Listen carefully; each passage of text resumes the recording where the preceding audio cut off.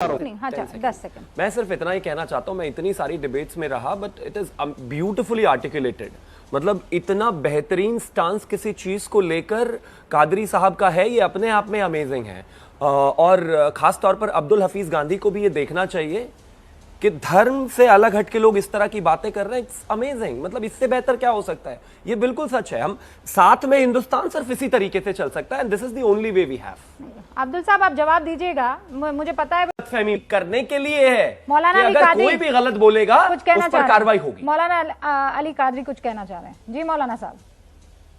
देखिए रूबिका जी, सबसे पहली बात तो ये है कि हम सब हिंदुस्तानियों को एक दूसरे के धर्म का आदर करना चाहिए। और रहा सवाल के पॉलिटिकल राइवलरी जो है, और पॉलिटिकल राइवलरी में एक दूसरे के हम खिलाफ बोलते हैं, सुनते हैं, वो बात एक अलग है। लेकिन किसी भी धर्म के खिलाफ बोलना, पैगंबर रसूल सल्लल्लाहु अलैहि वसल्लम के खिलाफ बोलना या शिवलिंग के खिलाफ में कोई मजाक बनाना, कतई तौर पर यह कबूल नहीं किया जाएगा। और रहा सवाल जिन जिन लोगों पर, जैसे शादाब चौहान है और भी कुछ नाम उसके अंदर शामिल है, ये लोगों का डिबेट का अंदाज ऐसे था कि सारे लोगों में एक भड़काने का काम करते थे। अब उवैसी साहब की बात जहां तक मुझे पता है, उवैसी साहब ने कभी किसी धर्म का मजाक नहीं बनाया, ना अपने भाषण में बनाया, ना कभी डिबेट में बनाया, मैंने जहां तक के देखा है। और जो लोगों ने डिबेट में आकर किसी के धर्म का मजाक बनाया, वो कतई तौर पे गलत है। हम उसको कैंडम करते हैं। और ये शादाब पर और जो भी लोग जो आस्था का मजाक उड़ाए और उनके खिलाफ में जो FIR हुआ है, इस स्टेप का हम वेलकम करते हैं, खैर मकदम करते हैं।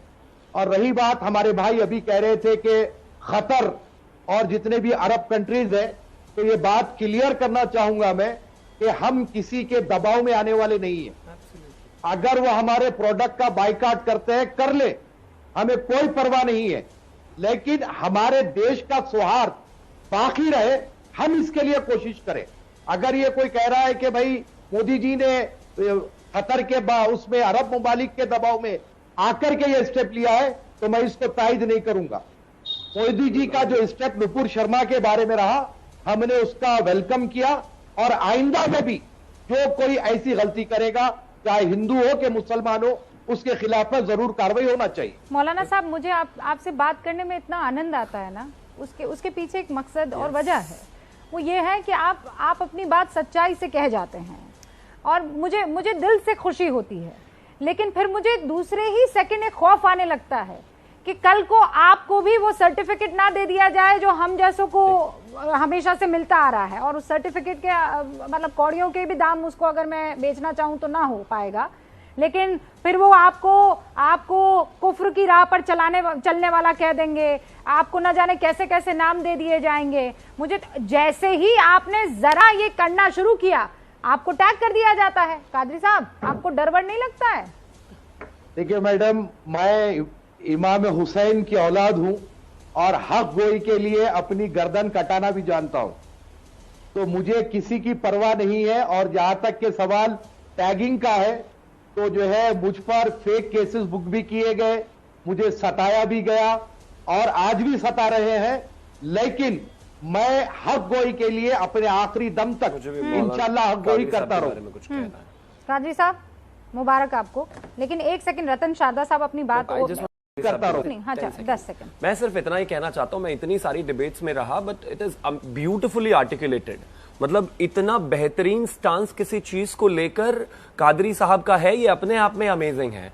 और खास तौर पर अब्दुल हफीज गांधी को भी ये देखना चाहिए कि धर्म से अलग हट के लोग इस तरह की बातें कर रहे हैं। It's amazing. मतलब इससे बेहतर क्या हो सकता है? ये बिल्कुल सच है। हम साथ में हिंदुस्तान सिर्फ इसी तरीके से चल सकता है and this is the only way we have. Abdul sahab, आप जवाब दीजिएगा। मुझे पता है बस निकालने की, आप अपनी बात कह दीजिए।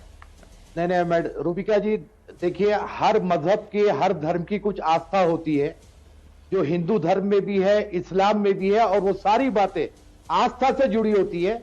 उसको ऑन माइक या ऑन डिबेट किसी तरीके से मजाक बना करके पेश करना बिल्कुल कतई गलत है। मैं उसी तरफ कहना चाह रहा था कि नुपुर शर्मा की बात को तो हम फुल स्टॉप लगा चुके हैं, क्योंकि नरेंद्र मोदी जी ने जो इकदाम किया है, जो काम किया है, हमने उसका वेलकम किया, उस पर हम टिप्पणी नहीं करना चाहेंगे। लेकिन एक बात की तरफ मैं आपके चैनल के जरिए बात दर्ज कराना चाहता हूं कि ये एफआईआर में ओवैसी साहब का भी नाम है, और मेरी नजर से मैडम ओवैसी साहब किसी भी धर्म का अपमान करते हुए कभी भी नजर नहीं आए। ये बात का क्लियरेंस अगर हमें मिल जाए तो बहुत बेहतर होगा। अच्छा, मौलाना अली कादरी साहब, आप ये कह रहे हैं कि वो असदुद्दीन कादरी साहब ओवैसी उनके नहीं है, भाई वो हैं, स्पेलिंग अकबरुद्दीन। में, हाँ वो अकबरुद्दीन, स्पेलिंग मिस्टेक हो गई है। कादरी साहब, आप ये कहना चाह रहे हैं? नहीं, मैं स्पेलिंग मिस्टेक नहीं कह रहा हूं आपको। उनको तो अदालत ने बरी कर दिया, अकबर ओवैसी साहब नो को, ये नो आपको नो, पता है। नहीं, वो मामला उन्होंने अलग फिर था बयान दिया। कादरी साहब, वो अलग बयान था। ये अगर दो कम्युनिटी को तोड़ने के लिहाज से हो तो उस पर ये एफआईआर हुई है, और इसीलिए इन तीनों में से एक कैटेगरी में तो असद ओवैसी के बयान पढ़ ही जाएंगे, चाहे वो, मैं लैंग्वेज की बात नहीं करती हूं, लेकिन क्लेम जो बार बार वो लेकर कर रहे हैं, और दूसरा असर्शन, ये दोनों कैटेगरी में असद ओवैसी पक्का आएंगे। जब वो कह रहे हैं ना इंशाअल्लाह कयामत तक, मतलब भाई अभी तो कोर्ट में है ना मामला, रुक तो जाइए। आपने उसे फव्वारा घोषित कर दिया। नहीं देखिए मैडम, मैं एक बात को मैं बड़ा ही क्लियर रुबिका कहना जी, मैं एक चाहूंगा। उदाहरण, नहीं, एक मिनट, मुझे 30 सेकंड दीजिए मुझे, बस मैं कहना चाहता हूं। देखिए मैडम, फवारा, शिवलिंग, ये सब दावे कोर्ट में है। इस पर तो हम कोई टिप्पणी कोई भी करे, हम इसको गलत मानते हैं। लेकिन रही बात सौहार्द के लिए हम जो संवाद करें, मैं इससे पहले भी आपके चैनल के जरिए बोला हूं, और मोहन भागवत जी ने भी ये बात कही है, उनके भी हमने बयान का वेलकम किया है। इंशाअल्लाह अल्लाह ने चाहा तो कोई रास्ता निकलेगा, कोई सूरत निकलेगी, और ये ज्ञान व्यापी भी जो है मैंने संवाद के जरिए, सौहार्द के जरिए आप देखेंगे बहुत जल्दी हल हो जाएगा।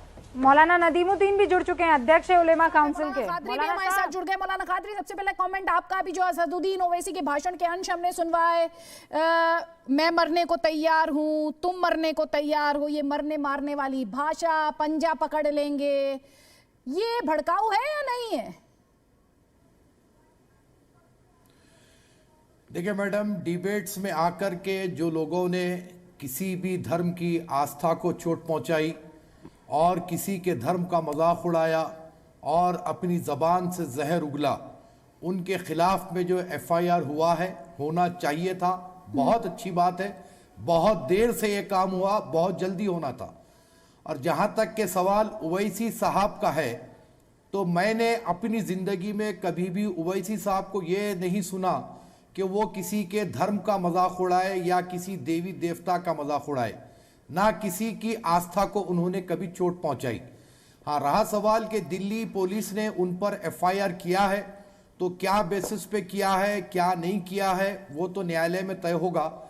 अब जिन्होंने कंप्लेंट की, क्या बेसिस पे कंप्लेंट की, ओवैसी साहब खुद बैरिस्टर है, उसका जवाब वो बखूबी देंगे। लेकिन मैं यहाँ पर एक बात आपके चैनल के माध्यम से ये कहना चाहता हूँ कि सारे हिंदुस्तानियों को ये एक मैसेज है कि एक दूसरे के मजहब का मजाक उड़ाने की अब इस मुल्क में इजाजत नहीं मिलेगी, क्योंकि प्रशासन ने जो काम किया है और मोदी जी ने नुपुर शर्मा को जो पार्टी से सस्पेंड किया है, हम उस स्टेप का वेलकम करते हैं और उसका जो है हम स्वागत करते हैं। और ये मैसेज के जरिए मोदी जी हो या अमित शाह जी हो या नड्डा जी हो, तमाम ने हिंदुस्तान को एक मैसेज दिया कि अब किसी, मोदी जी हो या अमित शाह जी हो या नड्डा जी हो, तमाम ने हिंदुस्तान को एक मैसेज दिया कि अब किसी के धर्म का मजाक नहीं उड़ेगा, ना किसी की आस्था को चोट पहुंचाई जाएगी। मैं यहाँ आपके चैनल के माध्यम से हिंदू हो या मुसलमान, सारे हिंदुस्तानियों के मैसेज देना चाहता हूं कि एक दूसरे के मजहब का आदर करें, किसी की भी आस्था को चोट ना पहुंचाए, और जो कोई चोट पहुंचाएगा स्पष्ट कर दूं, जब भड़काऊ कहा जाता है, मौलाना खादरी, जब भड़काऊ कहा जाता है तो उसका मतलब सिर्फ ये नहीं होता कि आप किसी के धर्म या देवी देवताओं पर या उनके इष्ट पर ही टीका टिप्पणी कर रहे हो। धर्म के नाम पर किसी को भड़काना, उकसाना भी लें। डॉक्टर रिजवान अहमद जी, बहुत अच्छी बात कही आपने। मौलाना कादरी की मैं बहुत इज्जत करता हूं, वो जानते हैं। भड़काऊ को कैसे इंटरप्रेट किया जाएगा, उसका तर्जुमा कैसा किया जाएगा, वो कोई एक व्यक्ति या कोई वर्ग तय नहीं करेगा। ये कानून क्यों हो रहा है? आप होते कौन है हमारे? ऐसा है अदिति जी, बड़ी साफ सी बात है। कादरी साहब सामान्यतया बहुत संतुलित बात करते हैं, मैं भी उनकी बहुत इज्जत करता हूं, लेकिन कादरी साहब, मैं ओवैसी साहब के बारे में एक बात मैं बोले, इसमें कोई ठीक है दिक्कत नहीं सर। मौलाना कादरी, डॉक्टर अजीज खान, जल्दी जल्दी प्लीज। देखिए मैडम, सबसे पहली बात तो ये कहूंगा कि जितने भी अरब ममालिक ने अपनी प्रतिक्रिया जाहिर की, वो मैटर को नरेंद्र मोदी जी ने ख़त्म कर दिया। नुपुर शर्मा को पार्टी से 6 साल के लिए सस्पेंड कर दिया। अब रहा सवाल, कानून का काम बाकी है, कानून अपना काम करेगा, जैसा आज दिल्ली में भी उन पर FIR फिर से एक बार हुई। तो और रहा कि अरब ममालिक हमको बैकफुट पर कर रहे हैं, तो मैं ये कहना चाहूँगा कि भारत की ताकत भी कुछ कम नहीं है। भारत हर तरीके से सक्षम है। अब वो एक अपनी जिम्मेदारी मुसलमान होने की हैसियत से, तो ये ओवैसी साहब नहीं समझ रहे हैं क्या? ये ओवैसी साहब नहीं समझ रहे थे? नहीं, वो तो ये कह रहे थे कि भारत के मुसलमान की नहीं सुनी और दूसरे देशों की सुनी, उन्होंने बैकफुट पे धकेला, ये क्या है? देखिए मैडम, मैं एक धार्मिक आदमी होने के नाते कर रहा हूं। ओवैसी साहब एक राजनेता है, उनका सवाल का जवाब वो खुद देंगे, मैं अपनी बात कर लूं। नहीं, थोड़ी देर पहले तो आप कह रहे थे ना कि वो कभी, अब थोड़ी देर पहले तो आप उनके स्पोक्स पर्सन की तरह ही बात कर रहे थे। थोड़ी देर पहले आप उनके स्पोक्स पर्सन की तरह बात कर रहे थे, तो अब मैंने आपसे उसी पे एक फॉलो अप क्वेश्चन ले लिया। मैंने भाषण की बात की थी मैडम, उन्होंने कोई देवी देवता की बदतमीजी नहीं की। जो उन्होंने फिर प्रेस कॉन्फ्रेंस की, उसके बारे में आपकी क्या राय है? वो गलत थी? मैं रंगरेज मुसलमान है और सारा हिंदुस्तानी नहीं, कई मुमालिक में ये चैनल जाता है, तो हमारे किरदार ऐसे होना चाहिए कि लोग देखकर हमें ये बोले कि ये मुसलमान है। और मैं अवस्थी साहब का, रिजवान भाई का शुक्रगुजार हूं, जिन्होंने मुझे इज्जत बख्शी है। आप तमाम का शुक्रिया अदा करता हूं और सारे भारतवर्ष से एक ही बात कहना चाहता हूं कि सौहार्द बनाए रखे, अपने आप में भाईचारे को सौहार्द बिगाड़ पैदा कौन करें। रहा है? वो बिगाड़ रहे हैं जो मरने मारने की बात आदर करते करें। हैं, वो नहीं बिगाड़ रहे जो ये कहते हैं कि पंजा पकड़ लेंगे, वो नहीं बिगाड़ रहे हैं सर, वो भाईचारा बढ़ा रहे हैं। कौन बिगाड़ रहे हैं? मैडम, मैं आपसे फिर एक बार कह रहा हूं, अब ये तो मैं भाषण की ही बात कर रही हूं। एक राजनेता है, नहीं, वो एक राजनेता है, वो अपनी तकरीर करते हैं, सारा देश उनको सुनता है, उनकी फॉलोइंग है, वो अपने एरिया में जाते हैं, तकरीर करते हैं। मैं भी हैदराबाद ही रहता हूं, मैं भी उनका एक वोटर हूं, तो मैं ये हिसाब से कह रहा हूं कि वो एक राजनेता है। मैं जो आपके चैनल के जरिए बात कर रहा हूं, एक धार्मिक नेता, धर्म गुरु होने की हैसियत से बात कर रहा हूं, जो सारे देश को एक ही संदेश दे रहा हूं कि हर वो बदमाश, जैसे अल-कायदा ने कल हमारे देश को धमकी दी है, तो सारा हिंदुस्तान मिलकर अल-कायदा को जवाब दे कि हमारे देश की तरफ आंख उठाकर ना देखे। सारे भारतीय मुत्तहिद है, मुनज़्ज़म है, ऐसे बदमाशों को जवाब देना जानते हैं। अब इस बयान पर कह रहे हैं कि नाना ये उनका निजी बयान है, पार्टी का ऑफिशियल स्टैंड नहीं है। इतने भर से काम चल जाएगा क्या? कानपुर में बवाल इसलिए हुआ क्योंकि पैगंबर मोहम्मद के बारे में आपत्तिजनक बयान था, तो वहां पर शांति दूत, मैं कहूंगा कि पुष्प वर्षा करने वाले पुष्पक विमान आ गए थे सड़क पर फूल फेंकने के लिए। इस बयान पर तो बवाल हो जाना चाहिए था। कहां बवाल हुआ सर? क्या कार्रवाई होनी चाहिए, नहीं होनी चाहिए? पार्टी को किनारा करना चाहिए कि नहीं करना चाहिए? या आपको लगता है कि इस बयान में कोई आपत्तिजनक चीज नहीं थी? कादरी साहब, मैं सबसे पहले साहब आपको यह कहना चाहूंगा कि आज जो दिल्ली में FIR जो हुए हैं जिन जिन व्यक्तियों पर, ये काम बहुत पहले होना चाहिए था। जैसे कि शादाब है और कई लोग हैं, उसमें स्वामी का नाम है, कई नाम है। और मैं अपनी नजदीक ये समझता हूं साहब कि जितने भी हमारे देश में जितने भी धर्म है और जो लोग धर्म को मानने वाले हैं, हर एक की आस्था अपनी जगह है। किसी की भी धार्मिक आस्था को चोट पहुंचाने का किसी को भी हक नहीं पैदा होता। लेकिन यहां एक सवाल यह है कि ओवैसी साहब पर भी जो केस बुक किया गया है, वो कानून जानता है क्या नजरिए से उन पर बुक किया गया है, और ओवैसी साहब बैरिस्टर है, उसका क्या जवाब देंगे वो तो देंगे बराबर। लेकिन मैंने अपनी जिंदगी में कभी भी ओवैसी साहब के बयानात में किसी भी धर्म के देवी देवताओं को बुरा भला बोलना या हिंदू आस्था को चोट पहुंचाने का काम वो कभी नहीं किए। मैं ये बात कह सकता हूं। आप खुद माशाल्लाह जर्नलिस्ट है। नहीं, कादरी साहब, ओवैसी साहब बैरिस्टर हैं और मुझे लगता है कि इसका माकूल जवाब भी उनके पास होगा और वो जरूर देंगे। लेकिन इसकी क्या जरूरत आन पड़ी कि उनके समर्थक थाने के बाहर बवाल करने पहुंच गए?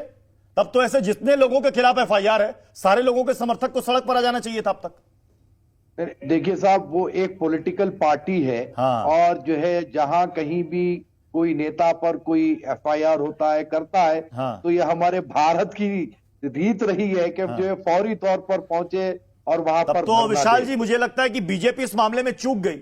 बीजेपी को भी सड़क पर निकलकर प्रोटेस्ट करना चाहिए था ना। बीजेपी तो सस्पेंड कर दी ना साहब, सस्पेंड कर दी। अब हाँ। उनका ताल्लुक बीजेपी से रहा ही नहीं।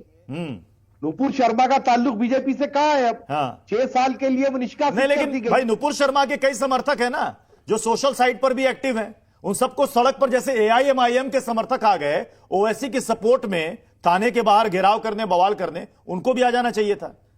भाई देश का संविधान है ना, कहेंगे कि हमें भी हक है, आजाद मुल्क है, लब आजाद है, तो हमें भी प्रोटेस्ट करने का अधिकार है, संविधान ने हक दिया है, चले आए।